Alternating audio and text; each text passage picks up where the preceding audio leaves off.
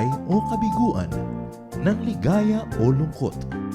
Kaya marapat lamang na tanggapin si Jesus bilang tagapagligtas at Panginoon. At matapos yun ay panariwain ang katapatan at paglapit sa Kanya bawat araw o day by day. Ang day by day ay naglalayong umalalay sa pang-araw-araw na pamumuhay. Narito po si Kuya Ed Lapis sa mensaheng pinamagatang Love That Body.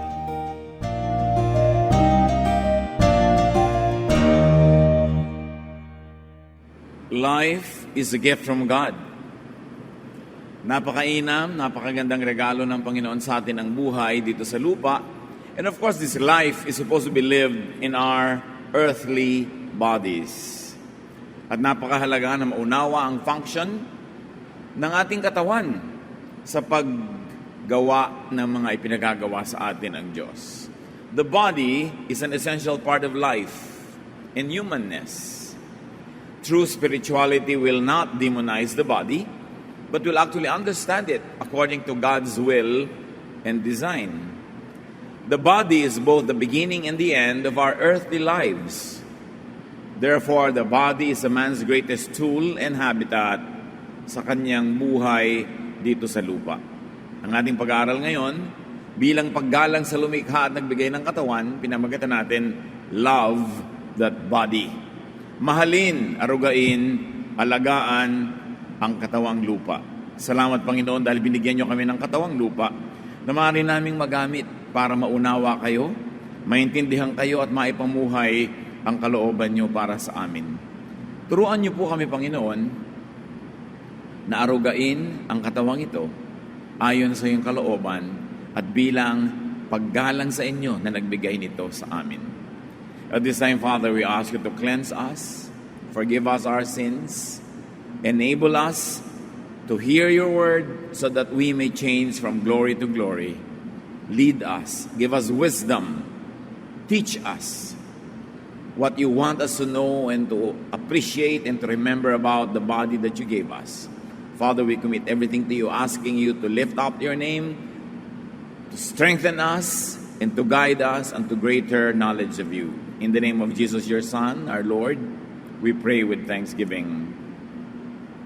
Amen. How to love your body and also the bodies of others. Siyempre, hindi lamang sarili ang mamahalin natin, kundi kapwa din. Dahil sabi ng Panginoong Jesus, love others as you love yourself. First of all, love your body by watching what you eat and drink. Alam na natin yan. Pero napakahalagang laging ipinaalala dahil yan ang pinakamadaling makalimutan. Ecclesiastes 3:13, God's gift to us is the happiness we get from our food and drink. So pinaliligaya tayo ng Panginoon mula sa ipinaiinom niya sa atin, ipinakakain at sa mga ipinagagawa niya. Kaya dapat naman nakakaligaya, hindi lamang sa ating dila, kundi sa buong katawan, ang ating iniinom at kinakain. Dapat happiness ang ibinibigay sa atin ng food and drink, not sadness, definitely not illness, not discomfort, and not pain.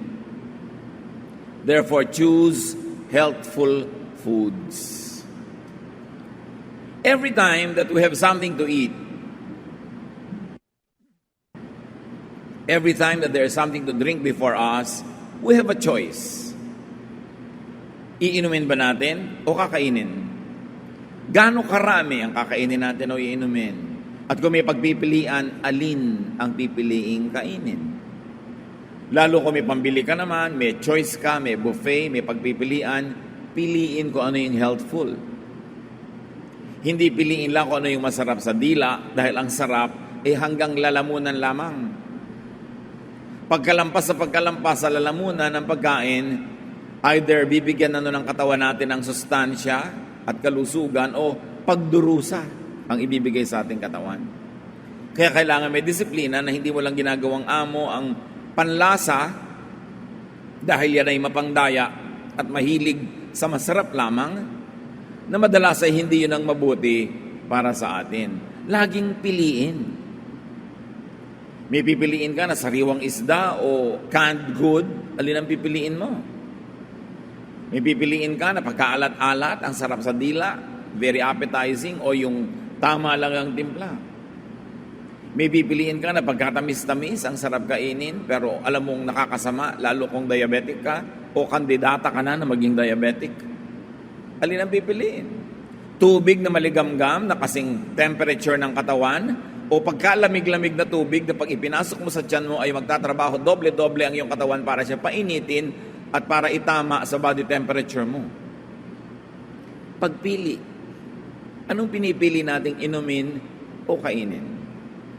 Leviticus 7:23, don't eat the fat of cattle, sheep, or goats.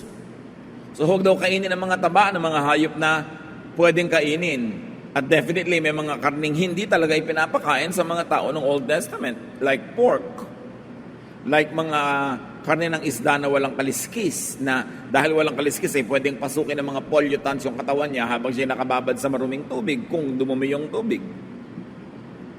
Kakain ka ng gulay na tadtad ng mga spray ng pesticides na hindi masyadong nahugasan. Kakain ka ng karne ng manok na pinakain ng kutakot-takot na artificial na gamot at nasa laman na niya yung mga artificial na ingredients na yon. Kakain ka ng baboy na kutakot-takot na turok ang ibinigay para siya lumaki agad, puro artificial. Siyempre, pa nasa laman niya yun at kinain mo yung laman niya, pupunta rin sa iyo yung itinurok sa kanya. Ba't di mo nalang iturok diretso sa iyo? Ganon din ang effect. Namimili ba tayo ng tama at mabuti? May mga tao, meron ng high blood pressure, ang titigas pa ng ulo. Hindi maawat kumain ng hindi tama sa kanyang katawan. Avoid too much alcohol, too much processed and preserved foods. Yung mga inilalagay sa karne para hindi siya mabulok. Tapos kakainin mo, di papasok sa katawan mo yung gamot na inilagay doon sa karne na yon. Lalo yung mga sobrang umiinom ng alak na nawawala sa katinuan. Lagi may nagtatanong, pwede mo bang uminom ang Christian ng wine? Why not? Huwag ka lang malasing. Pang ipinagbabawal yung malasing. Kasi masama sa katawan mo yung sobrang alcohol, masama sa liver mo, at masama sa yung behavior ko minsan kung wala kang self-control. Meron nga, uminom lang namatay Bakit? Kasi nung nalasing, nakipag-away, nasaksak. Hindi namatay. O nakapatay.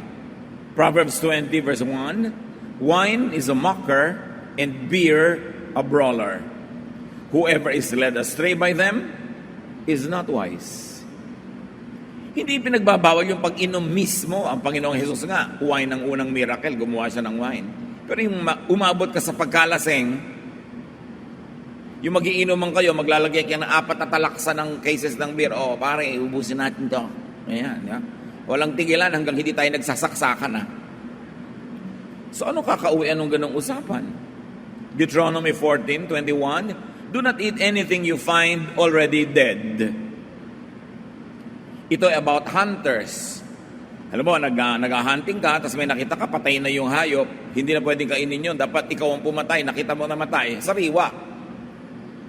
Pero hindi mo alam kung ano ikinamatay. Natuklaw ba yun ng ahas? Nagkaroon ba ng kamandag ang kanyang buong body system? Tapos meron pa ako napanood na pelikula, bagamat hindi pa yata scientifically proven yung sinasabi ng bata doon, may point. Kasi yung mga tao laging afraid. People are always full of fear. At sabi ng bata, you know why you're always full of fear? Because you eat animals. At sabi nung nagtatanong, anong kinalaman ng pagkain namin sa karne sa fear? Lahat ng karning kinakain nyo, kinakatay muna yung may-ari ng katawan nun. At syempre, pagkakatay na siya, namamatay siya, natatakot siya. At yun ang huling emosyon na nararamdaman ng hayop, takot. So yung katawan niya, punong-puno ng fear, kakainin mo ngayon yun, dinakain mo yung fear. Kaya lagi kang afraid.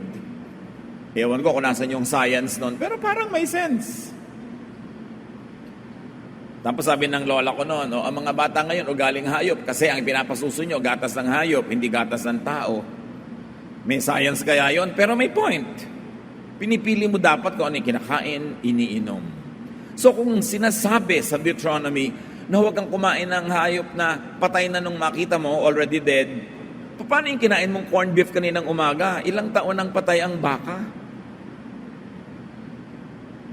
Yung kinain mong spam, ilang taon nang patay yung baboy. Yung kinain mong hotdog, sigurado ka ba na ang laman nun hindi dog? Pag sobrang durog-durog na yon, kung ano-ano ng mga laman yan, mga tenga, mga kuko, mga cuticle ng hayop, nandun na lahat, mga extenders, mga harina, lahat na, kasi hindi mo naman nakikilala kung ano yung kinakain mo. And of course, what's your FSS? Or your fat, sugar, and salt intake. Namalat na ang mga doktor, kapapaalala sa atin yan. Bawasan ang pagkain ng taba, ng matamis at maalat. Yung mga masasarap. Do not overeat. Sabihin nyo nga sa katabi nyo yan. Lovingly, lovingly. Hindi judgmentally. Proverbs 23:2, put a knife to your throat if you are given to gluttony. Sabi ng Contemporary English Version, don't go and stuff yourself. That would be just the same as cutting your throat. In other words, kung kakain ka, huwag lamon. Sabihin sa katabi, huwag lamon. Kain lang. Diba? Meron akong kilala na matanda, sabi niya, alam niyo, uso sa bayan namin, ang tao, pag nabubusog, tumitigil ng kumain. Hindi yung nagkakanda-bundat-bundat, ayaw tumigil. Because overeating overworks your body. Sobrang napapagod ang inyong katawan sa biglang-biglang pagdami ng pagkain sa loob ng sikmura na dapat tunawin. At pag magtatrabaho na ang sikmura, lahat ng dugo ng katawan nagpupunta sa sikmura kasi siya ang magtatrabaho. Kaya yung dugo sa brain nawawala. Kaya aantukin ka pag sobra ka nabusog. Yung mga dugo sa iba't ibang part ng katawan mo pumupunta sa tiyan lang. At pag tinulugan mo ang sarili mo na busog ka, yan yung mga nababangungot, yan yung ano mga nangyayari sa katawan nila kasi natutulog ng hindi pa tunaw ang pagkain. Sabi ng mga doktor, kung kakain ka, siguraduhin mong after 2 hours ka pa matutulog. Ngayon, kung antok ka na, nagugutom ka, soup na lang, a piece of bread, pero huwag yung full meal kasi masama sa iyong katawan. Of course, we know that overeating makes us gain unhealthful weight. Nagiging overweight tayo. Siyempre, kasama niyan, flip side, huwag magpalipas ng gutom. Yung taong ang layo ng agwat ng mga kain, tapos biglang kakain ng marami, yun ang nakakaroon ng overweight. Why? Your body will take revenge. Pag ginuto mo ang iyong katawan, ang tendency niya ipagtanggol ang kanyang sarili, at pag may pagkakataong kumain, kakain siya ng pagkarami-rami dahil hindi niya alam kung kailan mo uli siya pakakainin.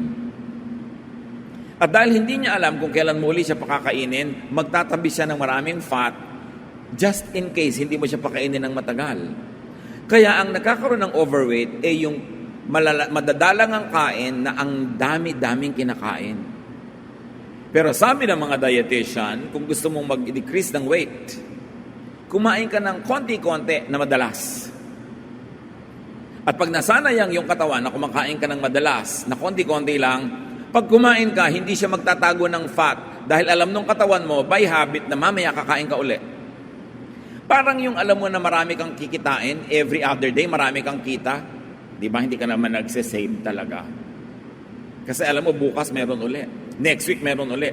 Pero katulad ng mga magsasaka, ang layo ng anihan, hindi nila alam kung aani, baka bumagyo, baka magkaroon ng salot. Yan ang matitipid sa buhay, magsasaka. Kasi hindi nila alam kung kailan uli darating ang income. Pero yung regularly, maraming perang pumapasok, yan ang gastos ng gastos, hindi nagtitipid, hindi nagsisave. Ganon din ang ating katawan. Pag lagi kang kumakain ng madalas, sana yung katawan mo, hindi na siya nagsisave ng fat, hindi na siya nagsisave ng energy, kasi kakain ka naman uli. At yan daw ang best way to decrease weight. Dalasan ng kain, konti-konti lang. Huwag yung lamon na pamisa-minsan. Mahalaga yung timing ng pagkain. Sabi sa Ecclesiastes 10:17, blessed is the land whose king is of noble birth and whose princes eat at a proper time, for strength and not for drunkenness. Kumakain lang sila para magkaroon ng sustansya, hindi para mabundat. Umiinom lang para lumakas, sumarap ang kain, hindi para malasing. In other words, walang excess. At kumakain sa tamang oras.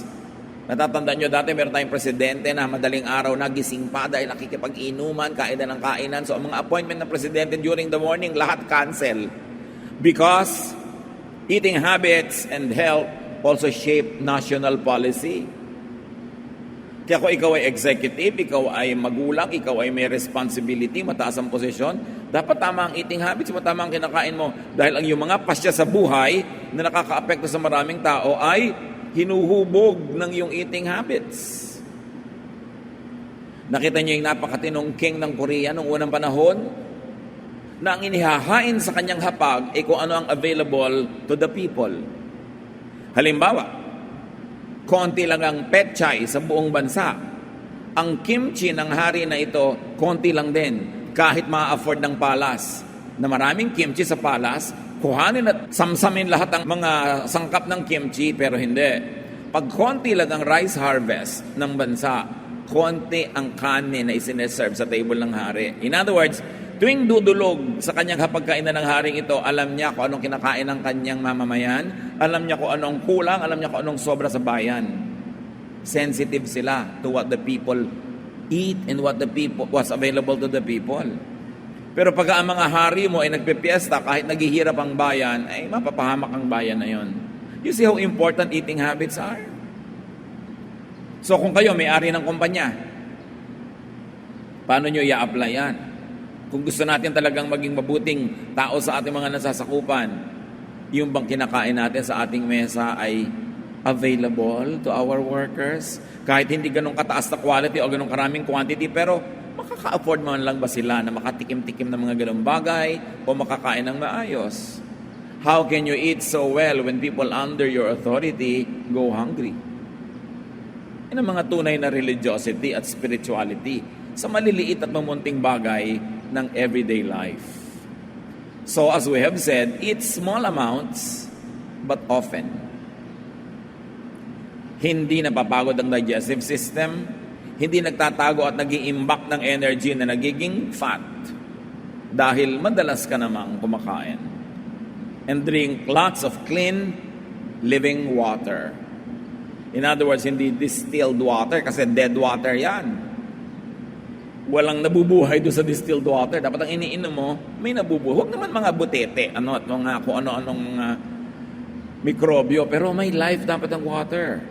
Water is very, very helpful. And vegetables too. Nakakapagtaka kung bakit yung vegetable ay healthful, pero huwag na kayo magtaka. Lahat ng hayop na ang kinakain ay green leaves or vegetables, masisipag, malalakas at mababait. Isipin ninyo ang elepante, isipin ninyo ang kalabaw, isipin ninyo ang mga baka. Nagtatrabaho, nag-aararo, nagbubuhat, naghihila ng mga kariton, mga kalesa, tingnan yung mga kabayo, pero ang kinakain lang nila, vegetables, plants. Tingnan nyo yung mga hayop na kumakain ng karne. Leon, tigre, yan ang ayaw nyong makasabay kumain. Dahil baka kayo ang kainin. Tingnan nyo sila mga tamad, mga sawa, natutulog, gumigising lang pagka gusto na uling kumain. At sila yung mga malulupit at kumakain ng karne. May kinalaman kaya yan sa ugali natin, kung anong kinakain natin? Hindi mahirap na makita ang connection. Kaya ang sabi naman sa Bible, always eat plants. Sabi ni Lord, ayan ang mga plants ibinigay ko sa inyo para pagkain ninyo. Sila Daniel, nung binihag ng hari ng Babylon at itindera sa palasyo sa Babylon, pinapakain ng king's food, they refused. Daniel 1:12, please test your servants for 10 days and let us be given some vegetables to eat and water to drink. Ayaw nilang kainin yung king's food. Natakot yung gwardiya dahil baka daw sila manghina, mapahamak yung gwardiya. Sabi niya, subukan nyo after 10 days. At yun ang ginawa nila. After 10 days, si Daniel at ang kanyang mga kaibigan were stronger, wiser, better than all the others. So hinayaan silang yun ang kainin. Nasa Biblia, may kinalaman sa buhay natin kahit ngayon. Kahit naman sinong mga health practitioners will always advise us to eat greens. Mga sariwang dahon, sariwang halaman because they are living cells and they have enzymes that our bodies need. Gulay nga, pero matapos mong igisa, iprito, ilaga, iyihaw, tinorta mo pa, wala na natirang sustansya doon, overcooked. At si Timothy, nung hindi gumagaling ang sikmura, anong sabi ni Paul? Kasi puro tubig lang ang iniinom mo, baka marumi pa.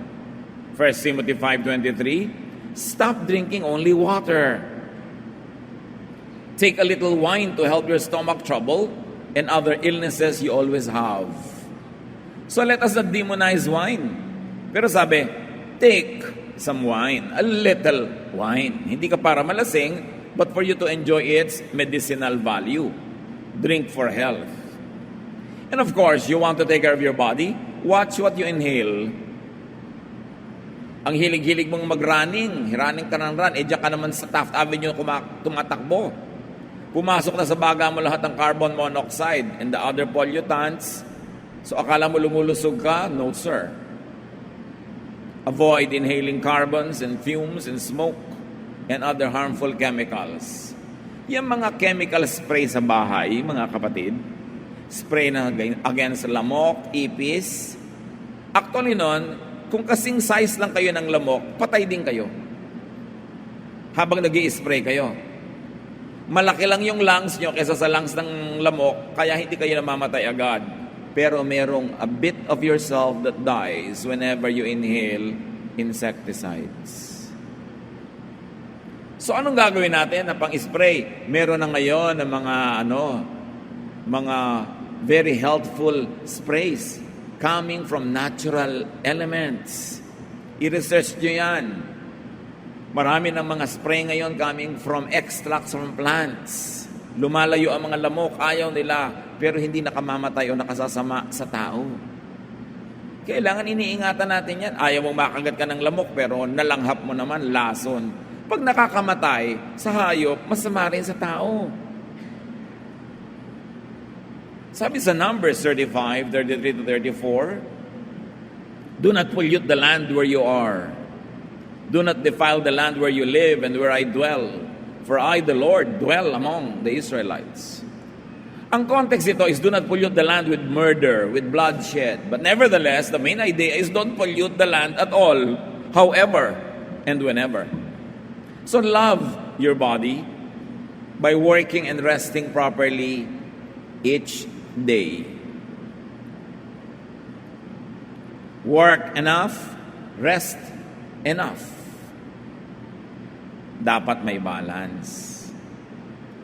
Ang disenyo ng katawan ng tao dapat magpahinga every day, every week, every month, every year. Kaya dyan itinapat ng Diyos sa Old Testament ang mga piyesta. Kaya pinadilim ng Diyos ang gabi para ang mga tao maobligang magpahinga na. Wala nang among makakapag-utos sa magbungkal ng bukid ang kanyang mga tauhan dahil gabi na. Na ngayon, dahil na-invento ang kuryente at iba pa mga lighting technologies, na-defy natin yung rule na yon na dapat ipagpahinga ang gabi. At merong di magandang mga bunga sa ating mga katawan ng pagpupuyat. Dapat you rest one day a week, kaya kanyang iniutos yung Sabbath. Hindi para gawin mong amo yung Sabbath, na hirap ka na, hindi ka pa kumikilos dahil Sabbath, kundi utos sa mga employers, sa mga amo, bigyan ng Sabbath ang kanilang mga empleyado o mga manggagawa. Dapat every month, meron kang rest period. At every year, may bakasyon.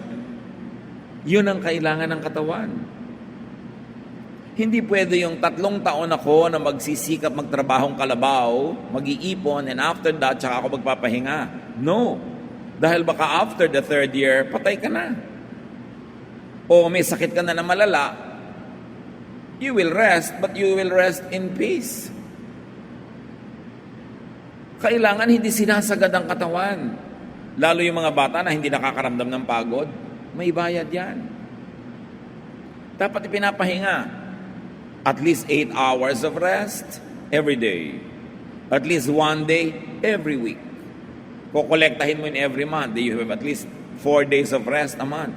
And then, tuloy-tuloy na rest of about a week or 2 weeks every year. Kaya may mga vacation leave. Kailangan natin yon. Exodus 20, 9-10. You have 6 days when you can do your work. But the 7th day of each week belongs to me, your God. No one is to work on that day.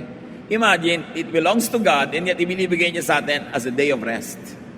Ibig sabihin, the Sabbath day is not a day that belongs to employers or masters. It belongs to God and therefore it is given free to everybody para magkaroon ng rest.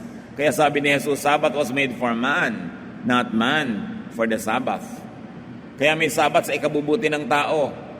Ngayon, kung ikabubuti mong may gawin, magluto, lumangoy, di gawin mo kasi ano makakabuti sa'yo. Huwag masyadong technical about the Sabbath. Yung end na ng mahalaga, that it served your purpose. So huwag gawing amo ang Sabbath. At mahalaga ba na Sabado yun? Basta sabi, every 6 days of work will be broken by a 7th day of rest. So kung may trabaho ka, ang day off mo, Wednesday, edi yun ang Sabbath mo. Huwag ka maging technical about kailan ba yung Sabbath. Yung spirit ng Sabbath just says, don't work 7 days straight. And yet, yung iba, naging amo na nila yung Sabbath, hirap na nga sa buhay, ayaw pumasok doon sa trabaho na ang rest day ay Tuesday. Kaya sinabi ni Lord, Sabbath was made for man. Para sa ikakabuti mo yan, hindi para sa iyong paghihirap mo lalo. So gamitin mo sa iyong ikakabuti. Ecclesiastes 5:12, if you have to work hard for a living, you can rest well at night. So yung mga iba, hindi po ako makakatulog sa gabi. Ang tinatanong ko lagi, nagtatrabaho ka ba sa araw? Baka naman araw pa rin, nakahiga ka rin. Huwag ka na magtaka na hindi ka nga antukin sa gabi. Para ka antukin sa gabi, dapat mapagod ka sa araw na nagtatrabaho. Yun ang gift ng work. Na yung katawan mo, hindi mo na kailangang painumin ng gamot o kung ano-ano pang gawin sa kanya. Aantukin siya, mapapagod, matutulog. Because work is the counter melody of rest. It is the other side of rest. If you want to rest well, work well. Hindi mo na kailangang i-induce o utuin yung katawan mo na antukin. Kasi aantukin ka na talaga dahil nag-work ka. And then of course, we know this, exercise. Move your body. Tuwing meron kang gagawin, maiuutos mo, gawin mo na para ka gumalaw. Tumayo ka, lumakad ka. Take the stairs, nakikita naman natin, o sa mga building, 1 floor up lang, take the stairs, 1 floor down. Move your body. Every time you move your body, as long as it is not injurious to your joints, your bones, it does you good. Kaya yung sobrang automation of everything could not be good for the body. Kung kaya mo maglaba manually, kahit may washing machine ka, do it. Kung may oras ka, para na rin exercise. Lalo rin yung mga bula, hipan-hipan mo, turn it into a game, into a play. Mas maganda yung maraming manual na ginagawa, hindi ilalagay mo pa yung gulay dun sa automatic chopper, kaya mo naman tantarin. May oras ka naman, do it. Nakatipid ka pa ng kuryente. Mainit, edi magpaypay ka. Kaysa mag-electric fan ka lagi o mag-aircon, kasi kapapaypay mo, nasusunog din ang mga calories mo. Nakakapayat din yan. Kaya yung mga aircon, yun ang mga nag-overweight. So katatrabaho ng yung katawan, ikinakabuti mo yan. The body was designed to move. At kung gusto niyo ma-appreciate ang disenyo ng Diyos, panoorin niyo yung mga athlete. Panoorin niyo yung mga contortionist, mga dancer, yung mga nakikipag-compete sa ice skating, kung ano-anong ginagawa nila sa katawan nila, pwede pala. Design ng Lord na ganun yon.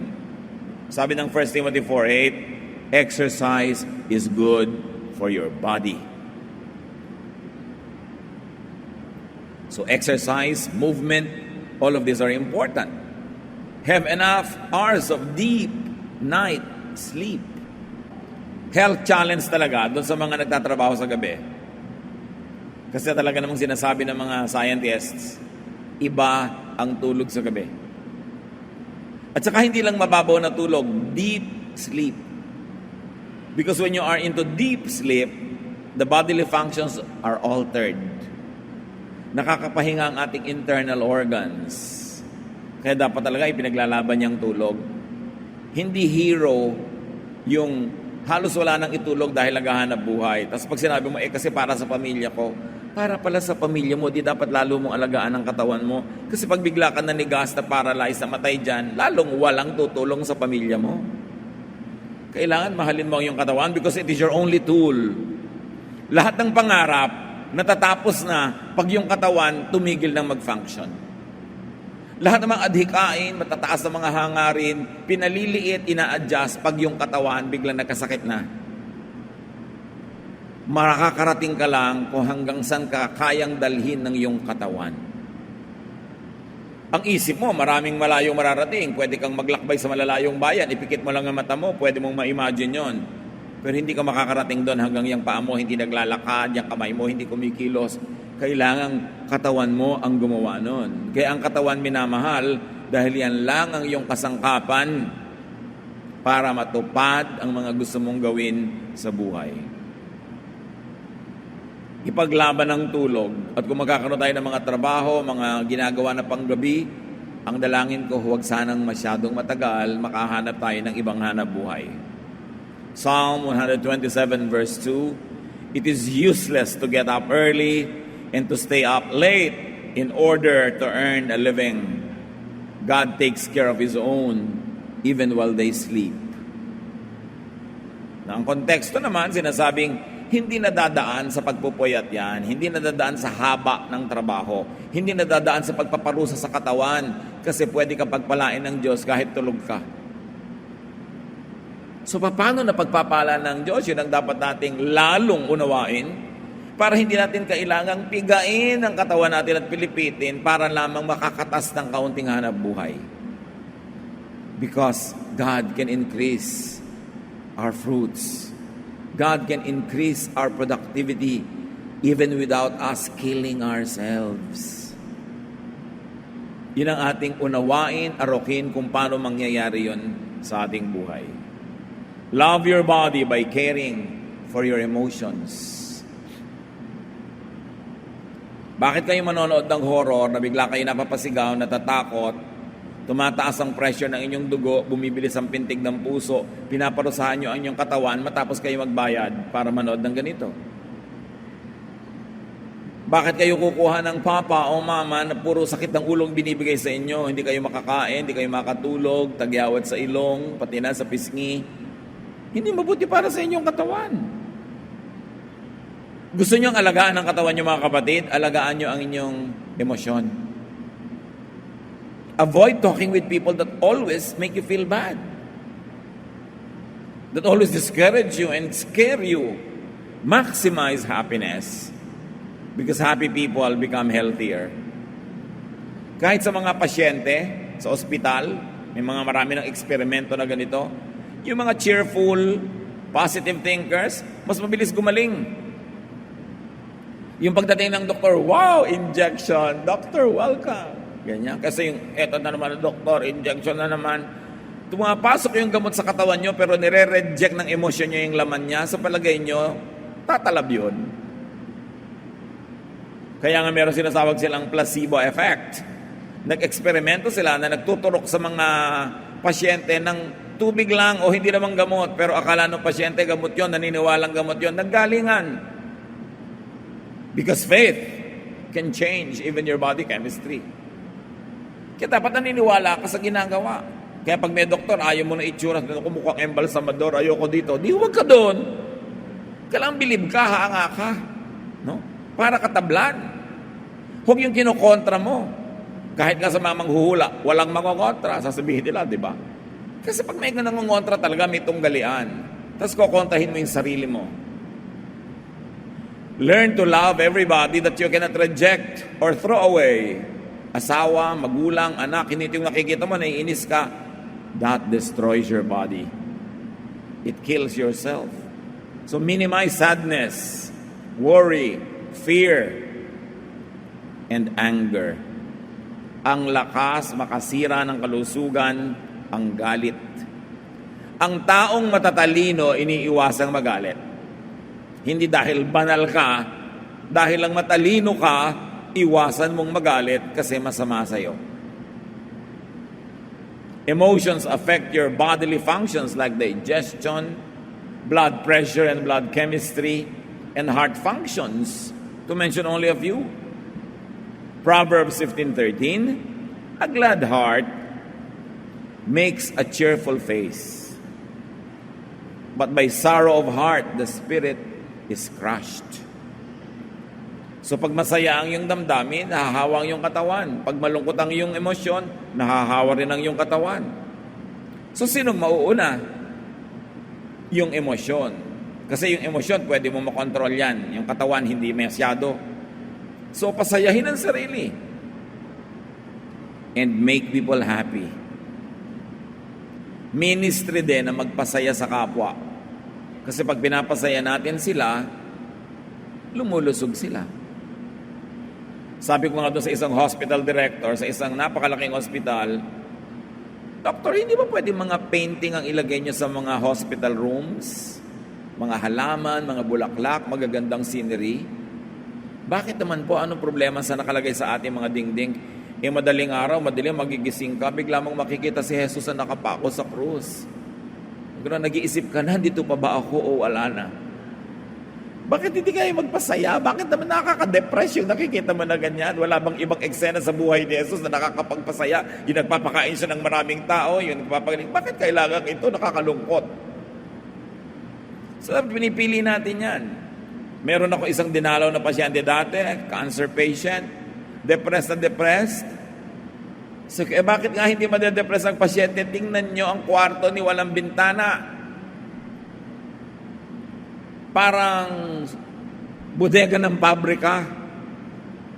Ilipat nyo sa ibang kwarto na may bintana, tatamaan siya ng araw, lagyan ng mga kurtina na may mga bulaklak, pasayahin nyo. Ginawa nila, sumaya-saya ang pasyente. Kaya lang namatay din. Pero sumaya bago namatay.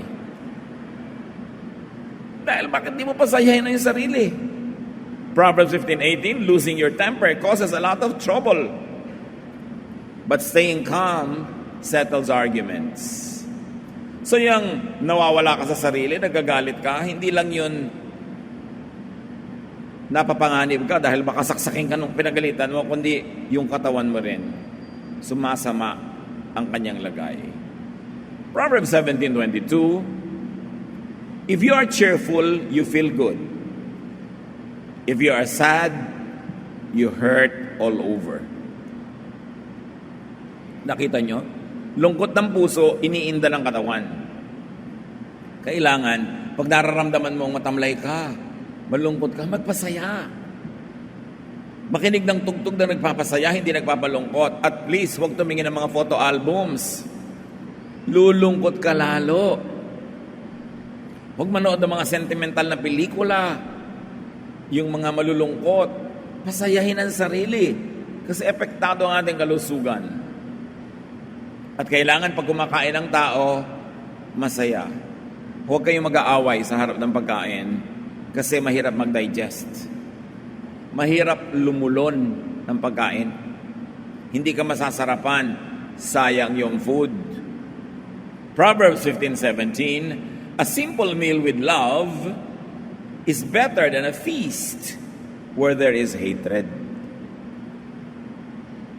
So isa sa mga ibig sabihin yan, kung dahil lang sa kagustuhan nyo na napakabongga ng kainan ninyo, napakaluho, napakaganda ng party, napakaganda, perfect ang reception, na-stress na kayo, nag-away-away na kayo, wag na lang, simple na lang.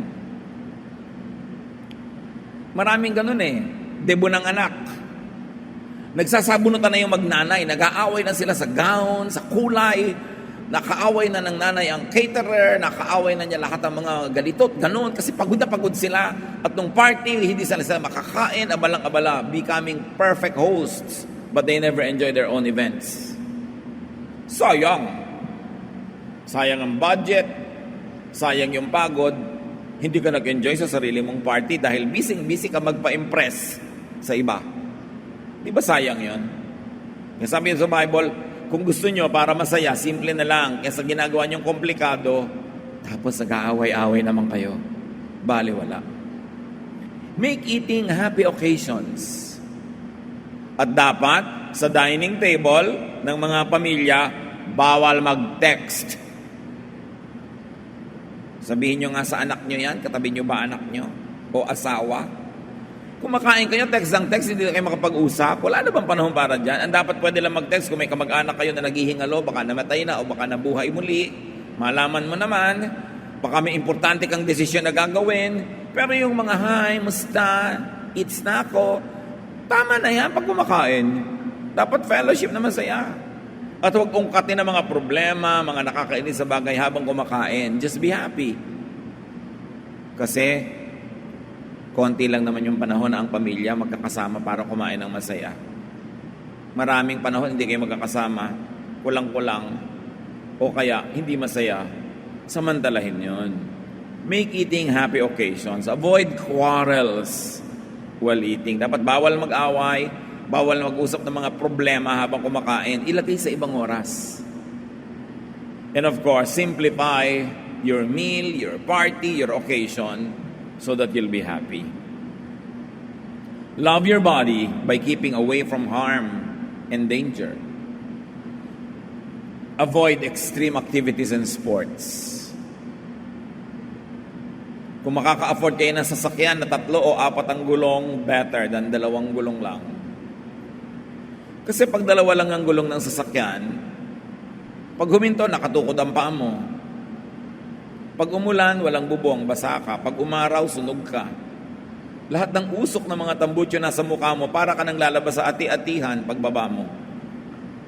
Pagkatapos, pag natumba yun, katawan mo agad ang ahampas sa kalye.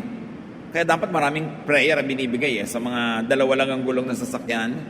Meron ng iba, yun ang hanap buhay nila o yun lang na-afford. We understand that. But nawa, maka-afford kayo ng 3 o 4 na gulong. Para safer. Dahil talaga namang mas maraming delikado sa ganyang mga bagay. So, mamimili ka ng sasakyan, piliin mo yung pinaka-safe as far as you can afford. Mamimili ka ng activity, magpipiknik kayo, magliliguan ng mga bata dito sa ilog na to na pagkalalim-lalim, huwag na, magtabo na lang kayo sa gilid. At least, mas malaki ang chances makauwi kayo lahat sama-sama. Napakarami nagpipiknik na ganyan Pupunta para sumaya, ang uwian, malulungkot kasi may isang nalunod, may mga nangyari. So, piliin yung mga activity. Gusto mong mahilo? Magpaikot-ikot ka na lang sa sahig kaysa sasakay ka sa ruweda na nakakahilo, pinaghahampasan yung katawan mo na kuminsan natatanggal yung torilyo, lumilipad ka talaga.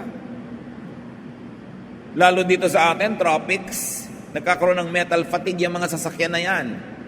Nakabilad sa araw, nauulanan, kinakalawang, tapos ang maintenance, hindi naman ganun kagaling. Iikot ngayon, nakita ko pa nga dati yung Ferris wheel, nagtalunan yung mga laman. Bakit? Natalupan yung kuryente, nakuryente ang boom Ferris wheel.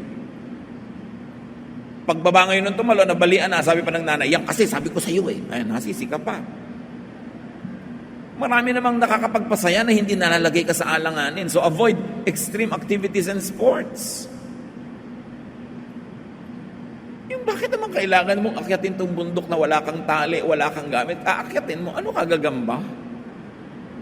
Siguro meron talagang genetically gustong gawin yon, pero alam mong isang hulog mo lang, durog ka. Pwede mangyari yon, di ba? So, iwasan yung sobrang dangerous. At mga mahilig sa dangerous sports, be considerate naman sa mga nanay nyo o asawa nyo o mahal nyo sa buhay kasi nag-aalala sila.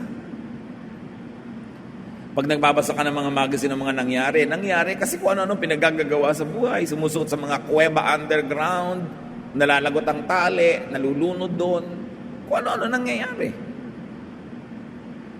Proverbs 22 verse 3, the prudent see danger and take refuge, but the simple keep going and pay the penalty. Sa Proverbs, yung word na simple actually means foolish. So yung daw matatalino, nakikitang may panganib, umiilag, umiiwas. Pero ang mga foolish, sige ng sige, at nagbabayad sila ng mahal. When you see trouble coming, sabi ng Contemporary English Version, don't be stupid and walk right into it. Be smart and hide. Umiiwas ka dapat sa gulo, sa panganib, hindi yung nananahimik ang buhay mo, ikaw pa ang maglalagay sa sarili mo sa panganib. Proverbs 14:16, the wise are cautious and avoid danger. Fools plunge ahead. Dati sa aming hometown sa Bulacan noon, merong dam, marami nag-excursion doon, wag-weekend. Laging may nalulunod. Hindi naman nila alam yung tubig, naglulundagan yung mga excursionista doon, nalulunod, ang iyakan, ang uwian, ang lulungkot. Ba't hindi na lang magtampisaw sa gilid-gilid?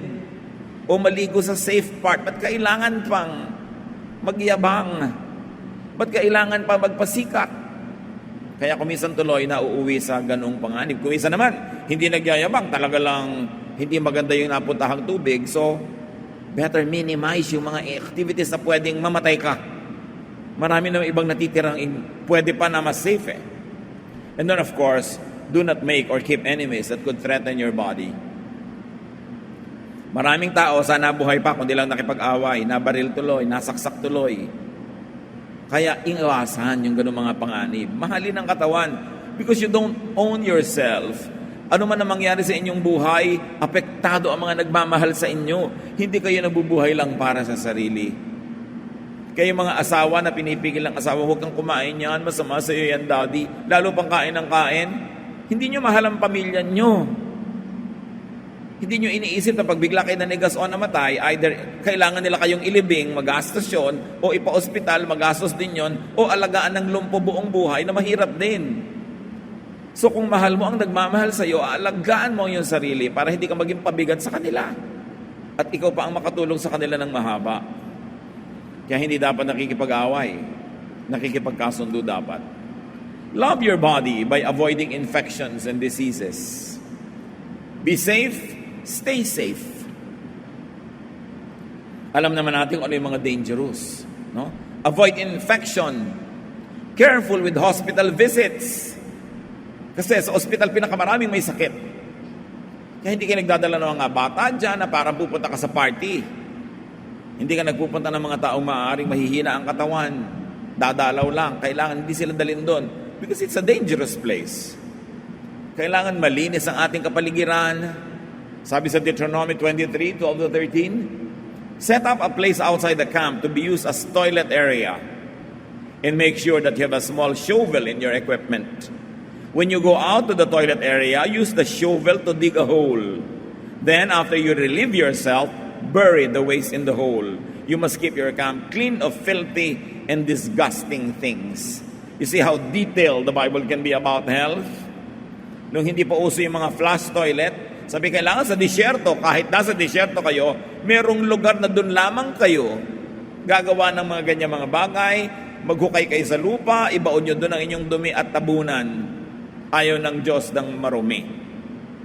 Dahil siyempre, alam niya, nakakahawa ang mga sakit. Therefore, keep food clean.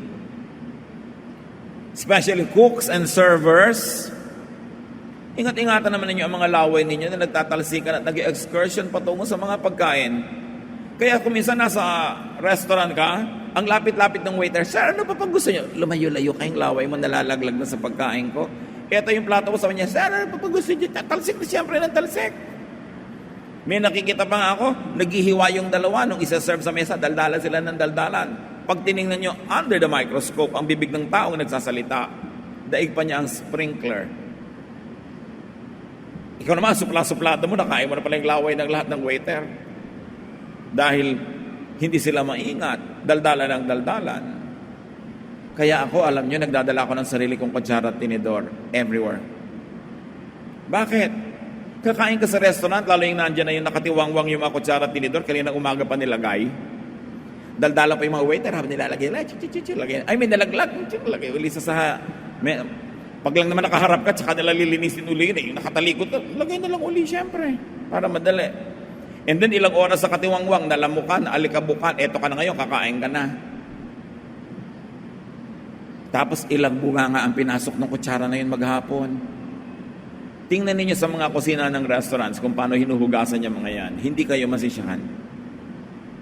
Mga basong malalalim, ayoko niyang basong malalim, hindi naman naaabot ng naguhugas yung dulo niyan eh. Sana, washing machine na may sumisirit ng mga tubig. Eh, hindi. Ganun lang eh. So, bunga nga lang yung magaganon-ganon. Pag-ingatan, kaya ang dami natin kami sa mga sakit. It's important because God values cleanliness. Love your body by watching your thoughts. Kamag-anak na sinabi natin kanina, emotions. Yung iniisip nyo, makaka-apekto sa inyong kalusugan. Kaya sabi sa Philippians 4:8, keep your minds on whatever is true, pure, right, holy, friendly, and proper. Don't ever stop thinking about what is truly worthwhile and worthy of praise. Thoughts affect health. Avoid negative thoughts that cause negative feelings that kill your body. And whenever you can, surround yourself with beauty. Nakakapagpagaling ang kagandahan. Dapat yung ayos ang bahay ninyo, di man yan maluho, pero maganda. Maganda sa tingin, may harmony, may balance. Proverbs 14:30, a heart of peace gives life to the body, but envy rots the bones. Ang mga inggitera, maraming sakit. Sabihin nyo sa tabi nyo, kaya marami kang sakit. Diba?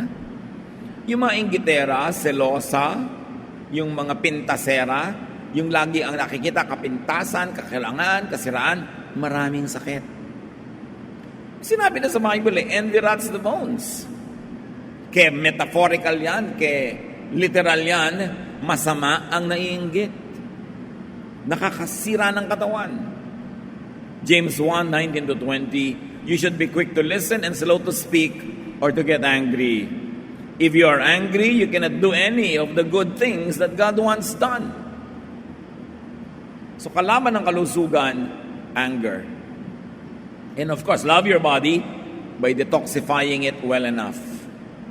Avoid, get rid of poisons, food preservatives, food color, food enhancers and extenders and flavorings. Mas likas, mas natural yung pagkain, mas mabuti. Ganon din yung mga kinakain natin pampagaling ng mga sakit. Artificial and toxic additives, alam natin, could cause cancers. So mahalin. Marami mga ipinangkukulay ng buhok, inilalagay sa buhok, may mga toxic elements. Ang lapit pa naman ng buhok sa brain. No? So, kuminsan, alam ng mga iba yan, pag nagko-color sila o may food product, nagkaka-headache sila. May effect agad. So, pipiliin din natin kung ano pinaglalagay natin sa ating katawan. Importante. 2 Corinthians 7:1, we should stay away from everything that gives our bodies and spirits from being clean. Iwasan ang lahat ng nakakapagparumi sa katawan. Yung mga iniinom natin, the Philippines is the number 1 soft drinks market in Asia. Can you imagine the danger that it gives to our people?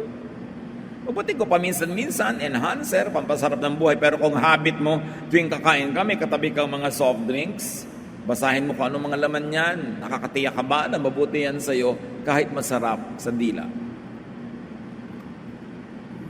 3 John 1:2 says, I hope that you are as strong in body as I know you are in spirit. Isang paalala. Okay, alam ko, malusog ang yung spirito. Nawa, ganon din kalusugan yung katawan.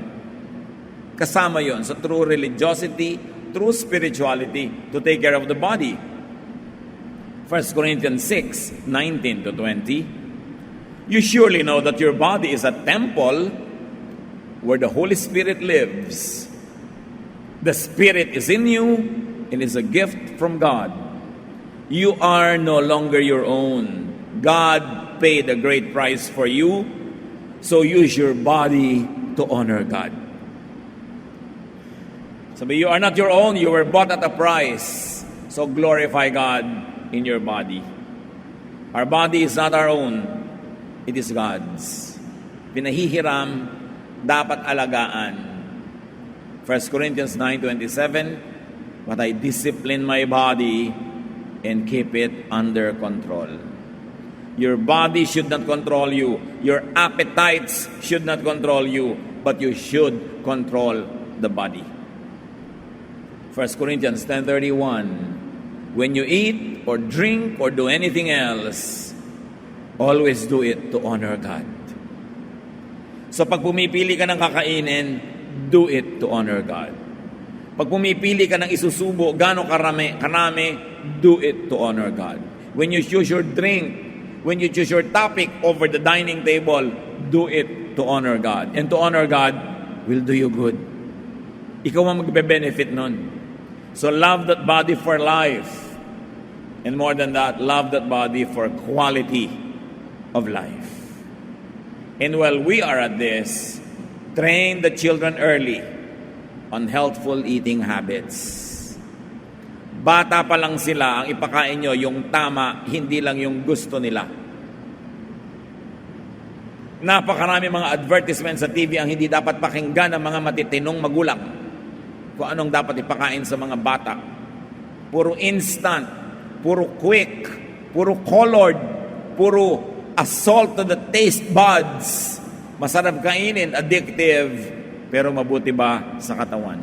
Minimize junk food. Discipline your children to eat well for their own sake. As far as possible, serve fresh, healthful foods. Kaya ngayon mga kapatiran natin, mga kaibigan ng mga marino, nasa barko 10 months a year. Pagkasabi ko, pag nasa lupa kayo, pagka kayo merong port call, kumain kayo ng fresh fruits, fresh gulay, fresh everything, dahil ang kinakain sa barko hindi fresh. Puro may preservatives.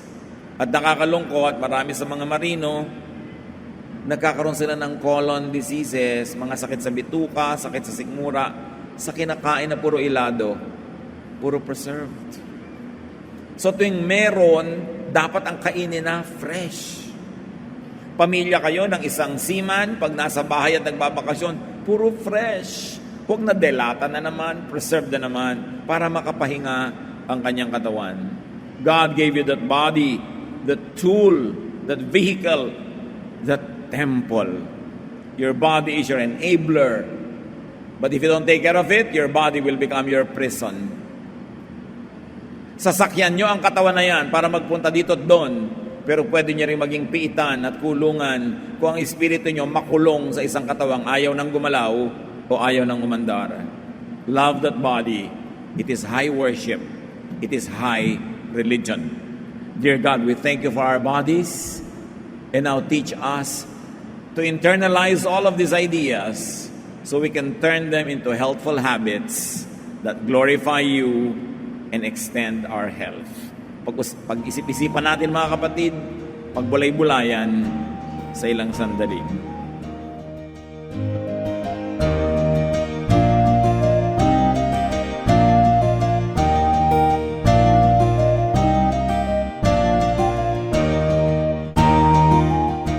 Ang katatapos pong mensahe ni Kuya Ed Lapiz ay pinamagatang Love that body.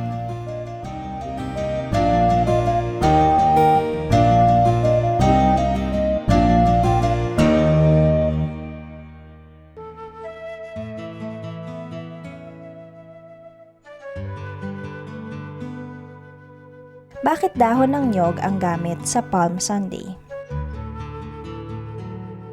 Ang ganda kasi ng mga Pilipino na gamitin kung ano yung available. Eh, yan ang marami tayong dahon. At saka yun ang pinakakamukha ng mga palm na dahon na ginamit sa pagtanggap sa Panginoon sa Jerusalem noong siya ay pumasok sa lungsod na ito.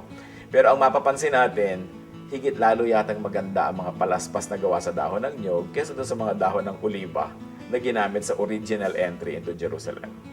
Kaya napakaganda ng mga palaspas sa mga Pilipino. Ito isang metaphor ng ating pagiging Kristiyano at Pilipino na magkasabay. Nagkaroon tayo ng observance niyang Palm Sunday, pero indigenous materials at folk art ang ginamit natin sa pag-express nito sa palaspas.